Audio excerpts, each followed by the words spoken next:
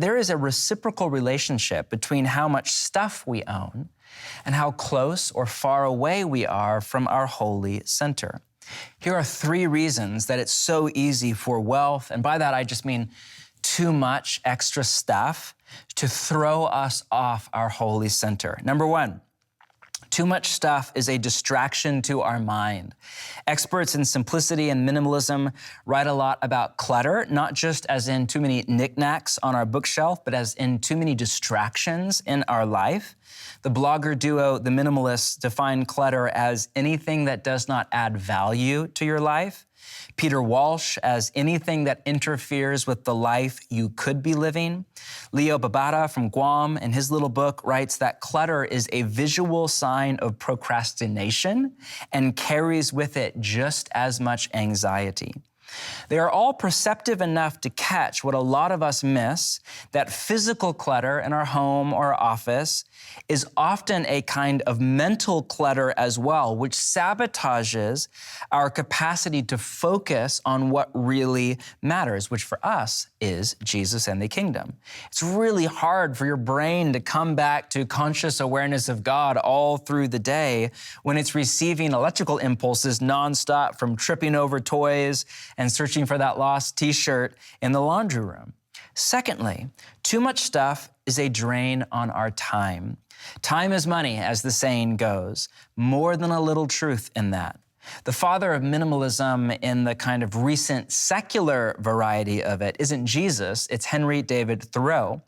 As part of my research for my last book, I went and read On Walden Pond, which is all about, his 2-year experiment of living on Ralph Waldo Emerson's property on his pond with just kind of the bare essentials of life. His famous line is, "I went into the woods because I wished to live deliberately, to front only the essential facts of life, and see if I could not learn what it had to teach, and not when I came to die discover that I had not lived. I wanted to live deep and suck all of the marrow of life, to live so sturdily and Spartan-like as to put to rout all that was not life.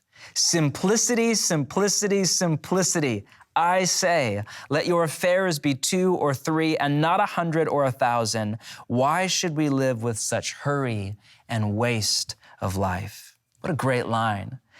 But I did not realize until I read his book that his famous experiment was a part of what he and Emerson called the New Economics, which was an attempt by early American intellectuals to measure the true cost of things, not just the cost in money, but also the cost in time and mental output. Think about it. Here's an easy example. I used to ride motorcycles, but when I got into simplicity, that's one of the things that I gave away. Now, one of the reasons was because my theological position started to change. I was no longer a Calvinist, and I was a father with 3 little kids and thought it's not a good idea to risk my life, at least until they are through college or whatever. But the other reason is because I started to calculate the true cost. The bike itself, at least mine, wasn't that expensive. But then there was money for gas and maintenance and a charger for the winter. Kevin Kelly of Wired magazine claims that for every $1 you spend on an item, you can expect to spend another $1 in repairs and maintenance over its lifetime. So the motorcycle that you think costs $2 or $3 grand actually costs more like $6 grand.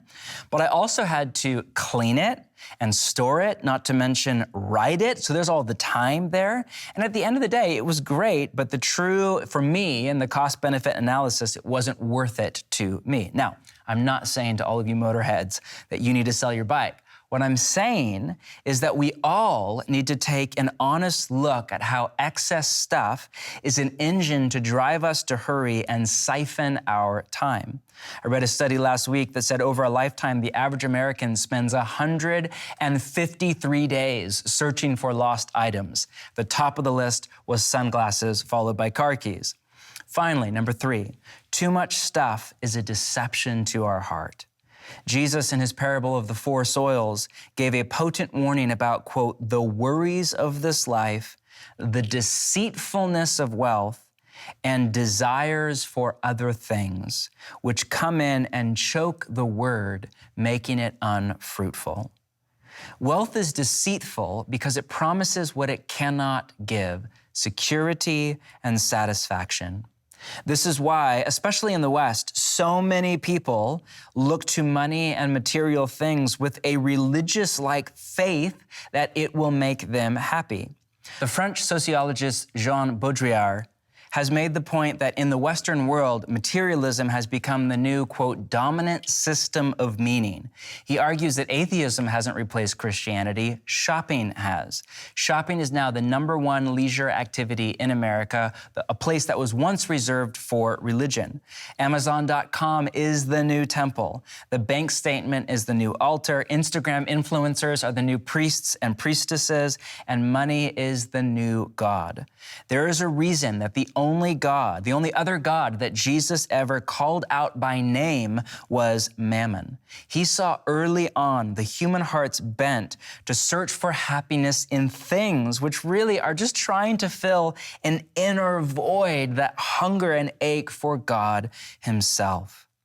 This is why, for the follower of Jesus, the question is not, how can I get more? More clothing, more money, more square footage. The question is, how can I simplify and live with less?